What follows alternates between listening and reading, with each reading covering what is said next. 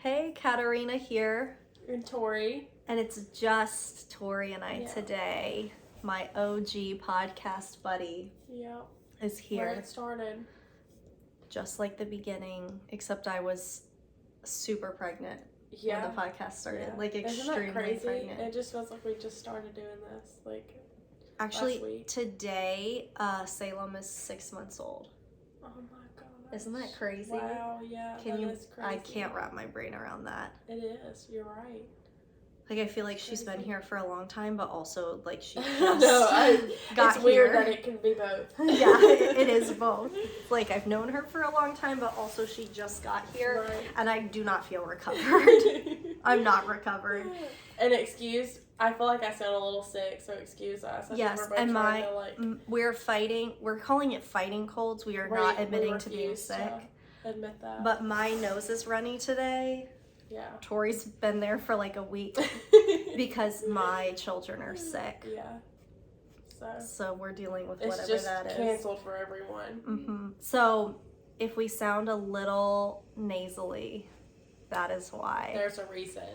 It's really unfortunate. Yeah. Apologies in advance. It's not cute, but that's where we're at. The last podcast we did with Betsy and Tori and I, towards the end of the podcast, we touched on talking about happiness a little bit, and then Tori and I got into this whole conversation / debate right after the podcast. Oh, yikes. She had to just leave my house. We couldn't resolve it. So we thought that would be fun. I did what your mom does to you. I gotta go. You're I gotta go. That is, if my mom and I are having a conversation and I'm upset and we're upsetting each other, I gotta go. And then she just hangs up. Yeah, I have to do that to you now sometimes. Well, that's what happened. Tori had to just leave the house because I was upsetting her. So we're going to talk about happiness. Great. Love that topic. Yeah, let's do it. Woo. See if we upset her or not. She told me before she hit play, she was like, you need a drink? And I was like, you good? I think I'm good, yeah. Today I'm in a good place, so we'll do it. She seems okay. I'm really looking forward to ruining her good attitude. Yeah. You good, pal? Do you need a beverage before we get started? Yeah. I'm just sipping hot tea. Yeah, I've got water, so. It's a really tame Friday afternoon. Yeah. But most people are working their 9 to 5, I feel like. That's true. Most people are at work. Yeah. And this is we have dubbed this a work activity even though it's not real estate related. Exactly. I like that. It's fun. That it's a work activity. Me too. I enjoy it. What have you been doing? Oh, I've been working. I've been working. I've been talking on a podcast. Recording a podcast. Sounds like it's really important. Yeah. It's not. It's actually something that I just like to do. I enjoy it. And the back door's open, so you're going to hear the trash truck drive down the street. Yeah. And this is real life. This is our living room, and there's only Lola here today. Salem is sleeping at the moment. Hopefully she sleeps for the rest of this podcast. We'll see how that goes. Fingers crossed. Would be nice, because she is really snotty and sad. She's actually really sick. It's really bad. It's sweet. She's so precious and so sad and pathetic. She'll sneeze and get upset about it. She's like, or she coughs and then she starts crying. She's like, this is terrible. I've never had a baby get this sick. It's terrible, but she'll be okay. I really do think that she'll be good. The last name was probably the worst of it. Yeah, that's good. Going downhill. Mm-hmm. Or uphill. We need to go uphill now. Uphill. The uphill battle. That one. So we're going to talk about happiness. So we got into a debate after the last podcast because we were talking about if people can honestly say that they're happy or not, and if they're being honest. Mm-hmm. And I really do feel like I can say that I'm happy. And there might have been a time in that conversation where I looked at Kat and I was like, are you lying? Tori's like, you're a liar. No, I think I'm really happy. And she's like, if like, I did that to anybody else, they would be so They'd be so- offended. I and know, like, that Tori, was though. so rude. I know Tori, and I'm like, no, I know that you're just having a hard time processing. Did you just witness the last, like, I don't know, 2 years Tori's that I like- witnessed from you? Because I just, like, are you good, bro? Have you been around for what you've been experiencing? Like, I'm like, am I looking at it from a different lens than you are? Like, we know that you've been, what's the word where you, like, detach from your past?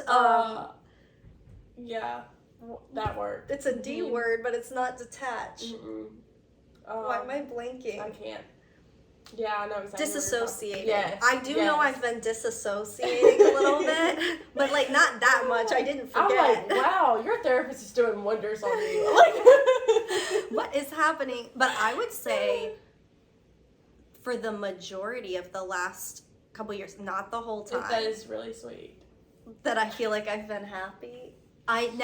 But I think like there's clarification needed, because I think sometimes when we say I'm happy or I've been happy, it comes across like I'm saying, oh, I haven't had any issues or everything's been great. Right. Or, yeah, like everything's resolved and it's fine. And that is not what there that was means a storm that just came through and it passed, and now we're sunny and beautiful every day. Like, it was a moment of rain. And I think that has been something, like, it's hard for me to, like, not picture happy as this little bubble like that everything has to be sunshine it has and rainbows. to be like great, and like everything has to be going well, or like at least one thing has to be going really, like it's just this bubble. Mm-hmm. Where once you get older and life doesn't change much, and you it gotta will not be find sunshine it. all the time. Yeah, that's not going to happen. Yeah. And I think it's about like so happiness to me can coexist with sadness, anger, grief, difficulty, challenge, struggle. All of those things can live together, and it's hard. And so like in one moment, like I think you can be happy and also cry. Yeah. And mourn. So when I say like I'm happy, I don't mean everything's perfect. Right. Because I'm not. pretending that it is. Right. I am not like with my head in the clouds pretending I'm living some life I'm not living. But I think I am trying really hard to pay attention to the good and to the ways that my cup is being filled, and like all of the wonderful things, as I like to say, the collateral beauty and love.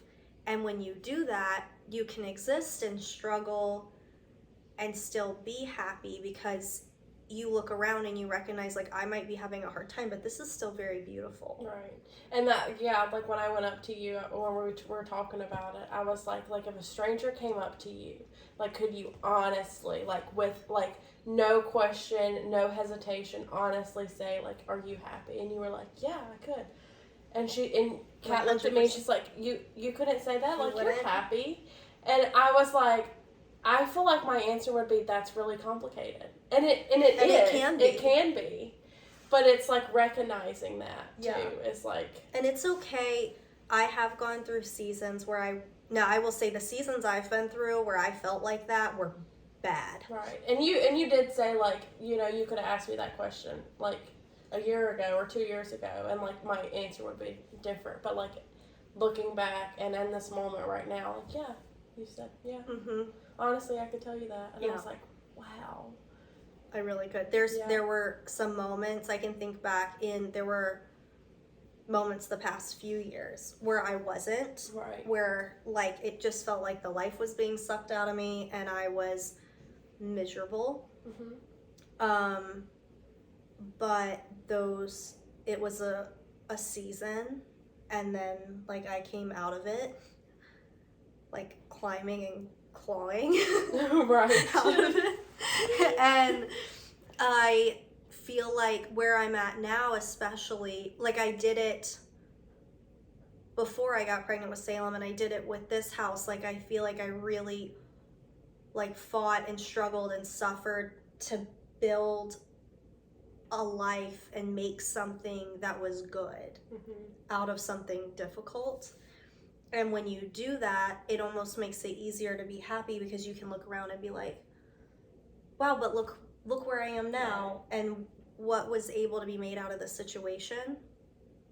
But it's also okay to recognize if you're not happy. Yeah. And because we're not, it's like okay. being asked that question shouldn't feel upsetting. Like, and it's like, shouldn't be so triggering for right. you. And it's like, and I mean, when we were having that debate and everything, I was like, wow, this feels triggering. Like, I'm like, you can say that in all honesty. What's wrong with me? Why don't I like feel like, why couldn't I just like, absolutely, or yes, maybe you're like, and what's happy. wrong with you? Yeah, why like, are you happy? What is yeah, wrong like, with you? what are you, how? What are you talking about, Katerina? I feel like one of your kids. I'm like, don't look at me. I don't love you anymore. That's what they like to. But yeah, I've really sat on. I feel like since that conversation, I've like really like You've been meditating on and that? Daryl and I like had a whole like discussion about it over dinner the night that happened. And I was just like, I just want to know your thoughts. Like, how do you feel? Like, are you? Don't say yes, you liar. Yeah, and then I texted you later that night.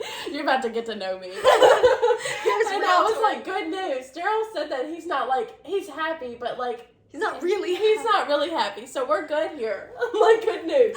Tori did not want to hear that man say he was really happy. She would have called him a liar and left. Yeah, exactly. She's like, no, you're not. Good news. We're not rainbows and sunshine over here. It's a check. A dark and twisty place. Yeah. So. But I think if you're not happy, I do think what is important is maybe to analyze what am I dwelling on, or where am I at that's making me feel that way? Because I don't think it's okay to exist in that place, but I don't think you want to indefinitely be there. Mm-hmm. Because it will just continue to drain you.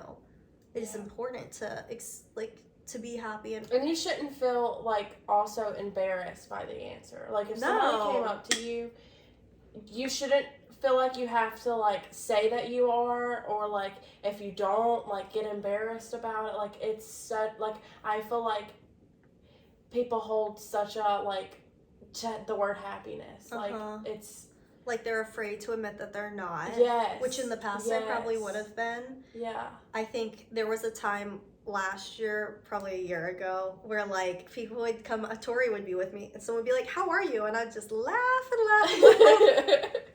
I'm like, oh, okay. I'm not going to answer that because I don't want to talk to you about it. And I feel like both, like me and you are really good about this, where I have gotten better about it, especially like learning off of you and like really using that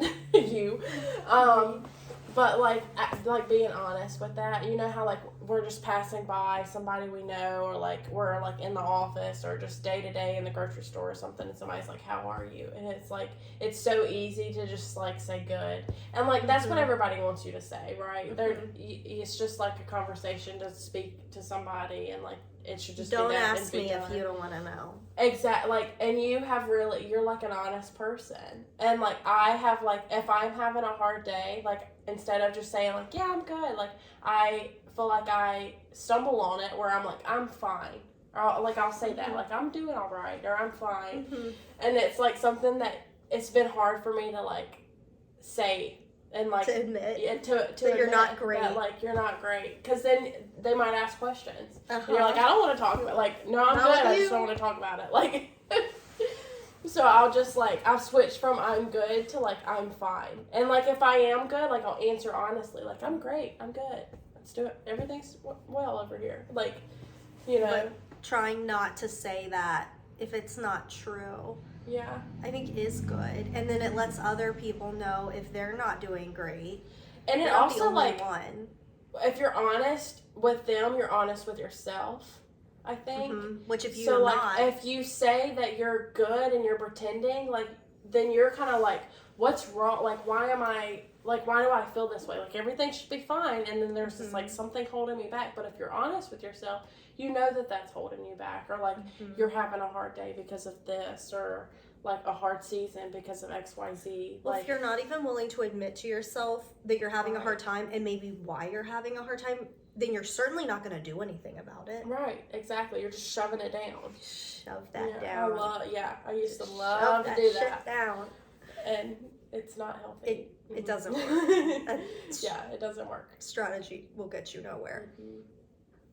So with happiness, I think somebody, maybe it was after the last podcast, somebody was saying to me that with a lot of things, it's about, like, it's okay, because we talked about goals and, like, maybe having ideas in your head of, like, I need these things in order to feel like, which I think is maybe what started the happiness conversation, is, like, us saying that sometimes it's tempting to feel like, I need to check these boxes, I need to get these things, then I will be happy, then I will be content. And it's totally okay, and it's actually very good and healthy to have goals and have aspirations and things that you want, and, like, things you look forward to in the future. But to also be content and find joy and happiness and satisfaction in where you are right now, so that you're not just wishing your life away or, like, hating it every step of the way. And also, like, opposite of that, like, don't set, like, goals or stuff that's, like, you can't even attain. So, like, you're setting yourself up for disappointment, because then you'll never, like, feel like you did enough, or, like, you're never going to be satisfied. So, like, setting realistic goals. Yeah, not, you like, don't wanna... not setting a goal, like, I'm going to be happy this year, or, like, I'm going to choose happiness, or, like, I'm going to, like, realistic goals that you can achieve and, like, you do have control over is important. Well, yeah, I think if you say something like, okay, well, if I could just have this, then I would be happy, but you're looking at something where it's like, you're not, you can't even go after that thing, or that's not a realistic place to end up. You're setting yourself up for failure. And also have a little grace on yourself. We're not all capable of superhero shit all the time, so calm down. And I mean, that's where, like, when I started working for you, you were, like, a big, like, goal setter, like, manifested it, wrote it down. And I was like, oh, I don't do that. I don't like that, because I am going to set myself up from disappointment. I don't want to be disappointed, and I do not want to fail, and I will fear it the whole time I'm in it, like, completely.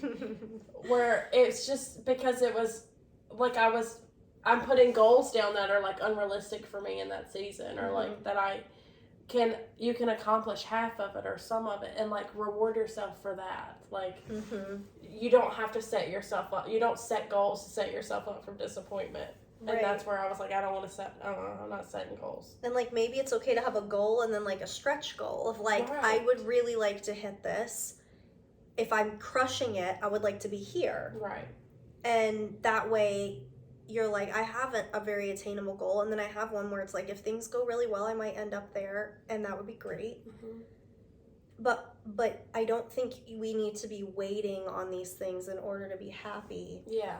Like, if I was sitting around waiting on life to not be challenging in order to be happy, I don't know how many years that's going to take. Right. Yeah. But I will be miserable for a very long time, and I don't want to live like that. Yeah, and I think, I mean, you know this about me too. I have a hard time, like everybody tells you that your 20s are, like, gonna be great, and, like, you gotta do this and enjoy this and live this. Just live it up. And then, like, looking, or, like, having that kind of pressure on your 20s, and then also, like, looking at everybody else in their 20s and, like, what they're wanting or, like, what they're getting in life. It's so hard to get, like, trapped into, like, that being why you're not happy, like, looking at somebody else, comparing yourself. Yes, like, I am so bad about that. Like, I think, you definitely do that. Yeah. And it is hard not to look at what other people have and be like, ugh, why can't I have that? But there's so many things to that. One is, like, sometimes we see people doing certain things and then we feel lesser than because we aren't doing those things, because society has said, like, these are the steps you take and this is what your life is supposed to look like. And it's like, why? Yeah. Why does it matter? And, like a good example would be having kids. And I love being a mother, and I would not want to take that back for anything. I also have no judgment on anybody who decides not to have kids right now, excuse me, or not to have kids at all. It's a very personal decision that affects your entire life. So it's very silly that we feel the need to compare all of these women and make judgments about them, or like maybe someone's more valuable or less valuable depending on what you're doing based on what, like some criteria that's been set by like some misogynistic hierarchy of people. And I feel like somebody too, like in a position like you are with being a mom, a single mom with young kids, it's like, oh, I will get my life back, or I'll have joy, or like I'll go on vacation more, like once my kids grow up, or like yeah, once you're gonna my wait kids 2 are a decades. little older. That's a great point. People love to have kids and then shut down their life. If you are in this stage, I'm not saying this in judgment to you, I'm saying this in love, okay? And because I get it.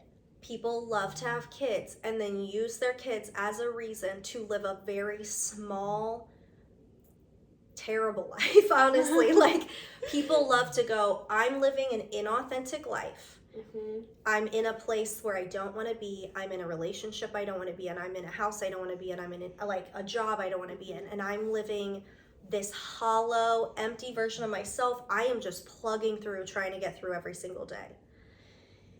And it's okay to have seasons of that. Yeah. That's probably going to happen to everybody.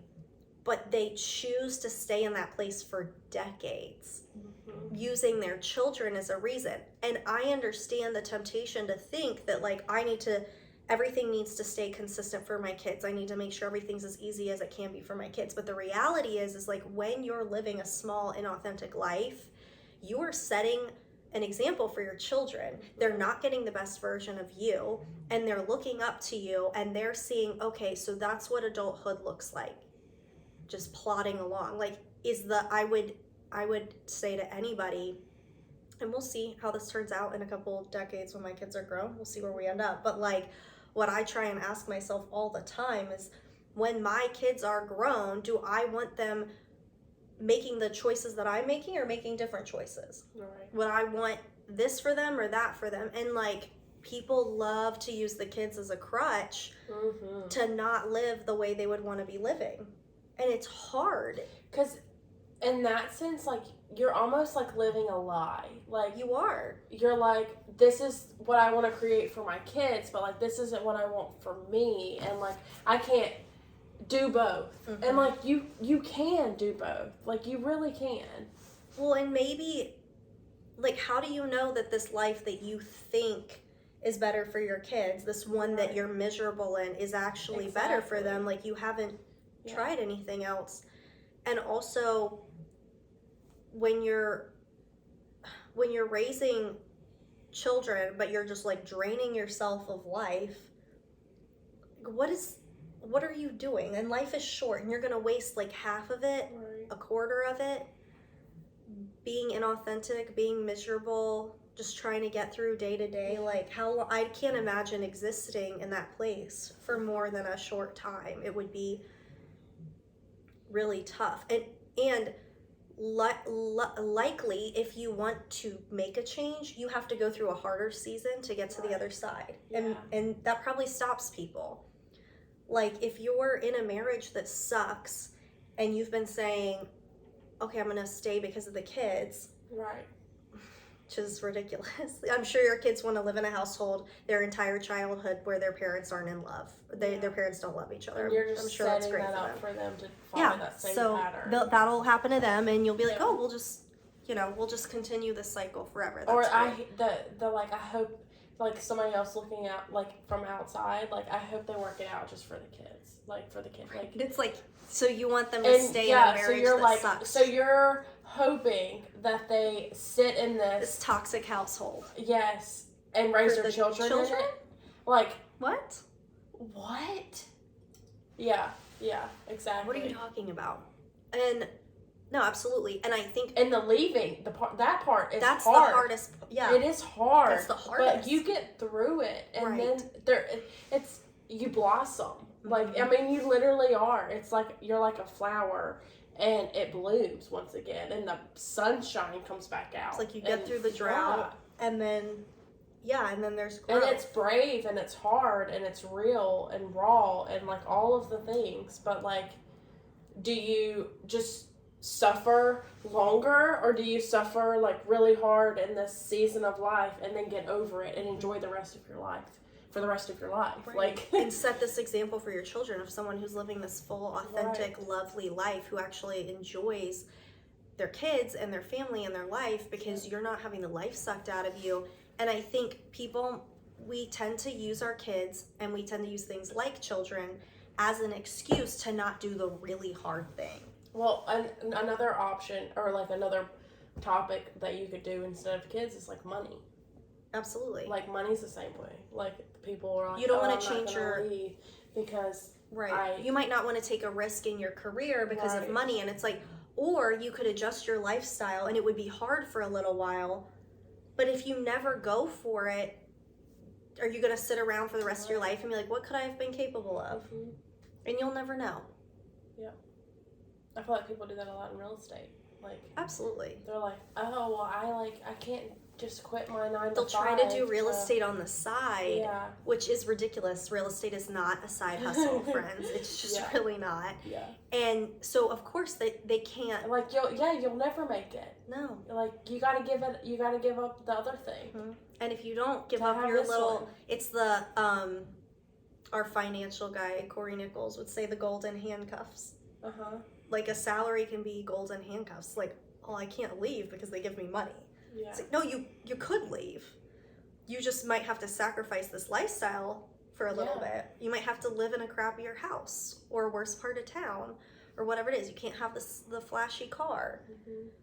So, yeah, and that's like a perfect point. Like, I even have an example of that. Like, when we were buying a house, it was like, okay, do I want to stay in like a rental forever and like live in like a townhome or a condo or like something like that forever, when like my goal is to have some yard for like my dog and to like, just like have a home and own a home and like do what I want with it and make it mine and call it home.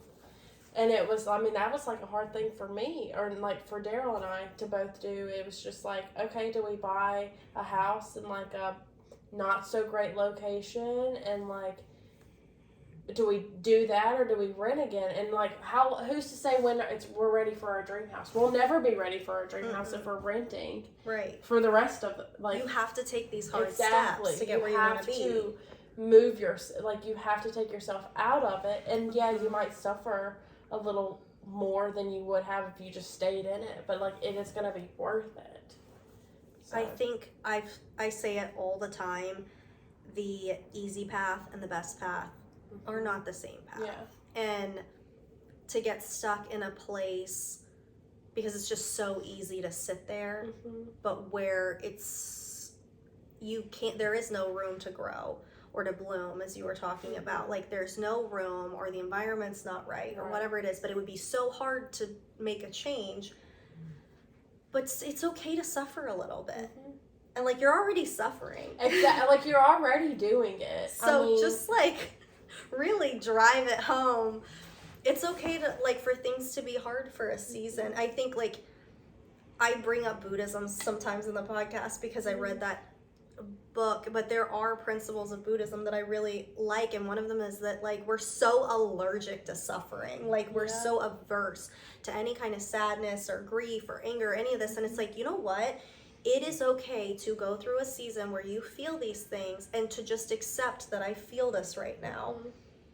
And eventually I'll feel something else. But if you don't accept it and move through it, it's always there. You're stuck. It always sits there. Yeah. You have to recognize it and just process it. Just like, be in that moment and feel those feelings, which hate that. Yeah. That's why I don't do therapy. I'm like, unpack my trauma. No, yeah, I'm good. Let me tell you, it hurts, but it's good, and it works, and you end up in a better place. And I've seen evidence of it in my own life, and the way that I've changed the last few years. I feel like I've changed a lot. Yeah, and another point that you were making earlier is like, it's okay to like mourn something while you're living in a present of happiness, where like you didn't even realize that this is sad, or like that something like so good in your life came about, or like that made you happy, or like you feel this way, and like you look back and like a year ago, or like this was really tough for me, and like this is sad that I'm just now like seeing that or realizing that, and like that this is good. It's okay for it to feel like you're grieving. No, absolutely. You can enjoy the moment and recognize your grief and sorrow.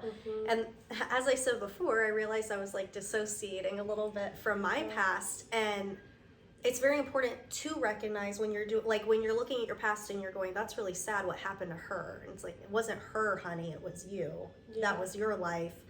And you have to recognize that. You have to say that was me, that did happen to me. It is sad. I am sad for myself. And it is okay, and it is healthy for me to grieve. And when that sorrow comes up, it is so tempting to run away from it, or to like band-aid it with something, or distract yourself, like, oh, I'm gonna go put on a show or listen to music. Yeah, like, oh no. And I've really been trying, when that happens, to instead like sit with it for a minute, which is like not my favorite thing to do, and I'm very good at not doing that. Right. But like sitting with it for a minute and letting myself be sad, and living with that sadness for a moment, and recognizing it, and grieving for myself a little bit, and being like, it was sad. It is sad. It's okay to recognize what didn't happen, like the good things that didn't happen in the past, the bad things that did happen, how I really felt in those moments, and like the way that I struggled, and also appreciate the present moment and how wonderful it is. And like, how great is it that there are good things that happen that show us how crappy the past was. Right. Yeah. So that we're not just stuck in that moment forever, living in this like subpar environment. Because I do think your environment and your situation can suck the life out of you. Like we are responsible for ourselves, but that also includes where you're allowing yourself to sit. Right. And yeah, you might not be responsible for the situation or what is happening that you can't control, but it's your reaction to that you do have power over. And if you're choosing to be in the wrong environment, or to put up with stuff that you shouldn't be putting up with, you are signing up for much more difficult time in the future, or for it just to continue to be the baby's wakey. Tori's gonna go get the Salem, and she's gonna be really sad. And then you can also talk about your like, you don't know what your highs are. Oh yeah, so like, you don't know, if you don't recognize what you're feeling, and you don't sit in that moment, like fully experience it, you don't know the depth of your sadness, your sorrow, your anger, and you also can't know what your joy or your happiness or your love could be. And I remember after I stopped breastfeeding Demi, so I was not on birth control pills, there were no hormones in my body, and I stopped breastfeeding. So all of a sudden I was this person without any extra hormones. It was like just raw, me in the raw, which hadn't been a thing in my entire adult life, because I was on birth control pills until I started having babies, and then I was breastfeeding anytime I wasn't pregnant or having babies. And that whole time I hadn't realized how numbed out I was, and it was a very productive version of me, a person who can just like kind of shut off their feelings basically. And it was also a version of me that was like very content. It wasn't that I wasn't happy, I was very content with everything. But then, oh Salem, it's all right. I know it's sad. Oh my goodness gracious. She's like, I was sleeping and then I woke up by myself and it was hard. It's a hard life Salem leads. And I stopped breastfeeding, and I wasn't on any sort of hormone at that point, and I started having feelings and emotions. I remember that. You remember me like, what is You're happening? like, I feel things now, and it's really don't weird. like it. It's like, what is going on? I was not a fan. I was like, this is not cool, and there's something wrong with me. Yeah, I mean, you did. You were like, something's wrong. Something is wrong. I'm feeling things. I have feelings, and it's bizarre. And I remember going on a walk with my grandmother, and we were talking about it, and I talked about, like, I was realizing, like, I think it's because there's no extra hormones in my body. Like, this is me actually. This is actually myself with the actual feelings that I have. And I was like, I am not a fan. And she was like, cat dear, you can only experience the good, the joy, and the happiness as high as you experience the lows and the anger and the sorrow. And so it can be really, really hard to have big feelings. Like, I'm talking to my children, like, having big feelings is hard. But if you live in this gray middle area, everything else is gray. So, like, you might not have these really low lows, but you can't have the really high highs either. And that's totally right. And that's where I had been for like a decade, was just very content. It was not difficult. Yeah. But very gray. Yeah. I mean, that's just the perfect example. Yeah. It's just gray. But wow, like, I would not and don't want to go back to that place. Like, I want to experience things. I want to fully experience things, and I want to feel things intensely. And like, it sucks when you are experiencing what we would classify as a negative emotion, or like experiencing sadness, but like, then when you're experiencing something good, it's so much more powerful. Yeah. That's like, I mean, there's like been really traumatic things that's happened to me and to my life, and like people that I loved and everything. But it's like, if you didn't witness, or you didn't have a front row seat to like that, like the little things in life that are like the really good little itty bitty things that you wouldn't even like have looked at before, are like really good. Like, I mean, you just really appreciate the little things in life and what it has to offer when you've seen it hard and at its worst. Absolutely. And you can like, the appreciation that you can have, and like the joy or beauty that you can recognize in a moment is so powerful, because it's so precious, and you realize that. Yeah.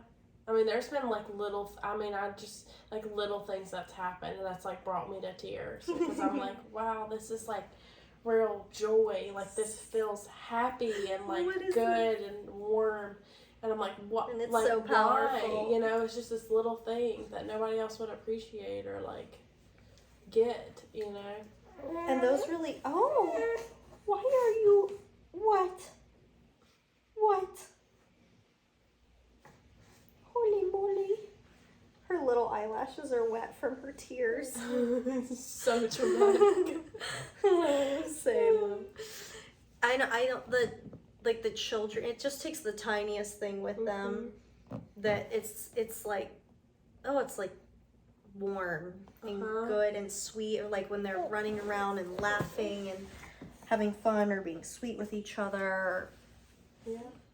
They just like say these little ridiculous things that are just that's what I joke all the time. I'm like, they can be mean to me all day, and they can say this one little thing, or this you just little latch moment, onto that, and you're just like, like you'll hold on to that forever, and you have to. You're gonna need it, because they're gonna be mean later. Like, and then like in other parts of life, I think like having a really nice moment with a person, like doing something that feels.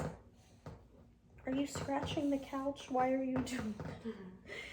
Having a moment with someone that feels peaceful or nice or relaxing or just like warm, comfortable, like any of that. I think just not letting those moments pass without latching onto them and like reflecting back on them and just think, wow, that was really great. And like allowing yourself to appreciate it. And something that I've like had to like work towards too is like the little horrible things that it's going on in my life, like not letting it just like take over everything, like suck everything else out, consume you. Yes, like a black hole. Like getting crawling out of that to go like do something, like you can't fully enjoy like something that you're going to do to enjoy, like perfect examples like going on vacation. If like you can't crawl out of the like leave that there or like whatever you're going through or something that's hard and like just enjoy it. Like you can't, you've got to be able to shut that book before you can go open up or do something else that's good. And well, I think it's kind of like, maybe it's like it focusing on being able to recognize that something's sad without but not refusing to feel happiness because of that thing. Like, it's okay, the sad, I mean, it sucks, but like, this sad thing happened and I feel sad about it. That's okay. You can also go feel happy. You don't have to wallow in the sadness and refuse to feel anything else. You can, which is kind of why I feel like I can honestly say that I'm happy, that I've been good, because it's like, yes, there's been a lot of hard things, and yes, there are sad things, but I can feel sad and also feel happy and enjoy moments. I don't have to let that sadness feel like, well, if I'm still sad about this thing, then I can't be happy about anything else. Yeah. Oh, monkey. That's sad. Yeah, she's sick. She's trying to look We're at all the sick camera. over here. It's fine. That's what happens is the big kids bring in germs, and then Tori catches it, and the baby catches it. Yes. Sometimes I do. I get away without catching it. You usually get away with it. I'm a little annoyed that I have a runny nose today. I know. Kat was like, I like feel. I'm like, do you? Well, great. Like, welcome to the club. party. Yeah, a lot of times I won't come down with whatever it is. I always do. I just never fail. Tori's weak. As soon as I see your kids come in and coughing, You're like, oh nose, no. I'm like, here it goes. It's gonna happen to me. Now Tori's gonna get it. Yeah. Stretched out. Oh yeah, her skin is rough. Her nose is runny. She has a cough. It's hard It's being little. Struggle. What does Amanda say? It's really cute. That she's a peanut. She's just like, it's hard being a little peanut. It's hard being a little peanut. Yeah, you little peanut. She is. But look, she's so precious. If you watch on YouTube, you get to see her bouncing around, being ridiculous. I don't encourage anybody to watch this. No, I mean, I'm not saying you should go watch on YouTube. You should just listen. Actually, today's okay. Like, I feel like I was prepared for it a little bit. Got a fresh spray tan. Okay, Tori has said if you're gonna watch one, do this one. This is the one that you're allowed to watch. I guess because we had other meetings today. Yeah, I just don't look like trash today. It's great. You don't ever look like trash. Tori's like bumming outfit is still so cute. It's ridiculous. She never actually looks like garbage. That just doesn't happen. Yeah. Whereas I really feel like I can go anywhere from like a 4 to an 8.5, depending on the moment. Because I will take that griminess so far. Oh yeah. Same. Feel like I don't, but like because you show up here, you won't show up here without mascara on. Yeah, no. Like I will go like real sans you makeup. Should, like feel good. Like I'm going to work. Like I gotta put makeup on or I'm at least mascara on to go to work. Have to put mascara on if you're Yeah. going to work. Yeah. I mean, I appreciate it. I Yeah. guess I think you're cute regardless, but that's just With me. no eyelashes. Even if I'm you like, have wow. blonde eyelashes. She does have eyelashes. Yeah, I do. They're just not You dark. wouldn't know if I didn't paint them on. Just have to every paint day. them. Oh my goodness. Any Yeah. other thoughts, Tori, about our argument? Our conversation? It's like we captioned this our first fight. Like Our first have fight. you seen like vlogs? Like Captured our first fight. It really was. She was like, wait a second. I think I had said there was somebody who asked me, and they asked me when I was like, I was having a tough time when they asked. it depends on who you are. I feel like I would lie.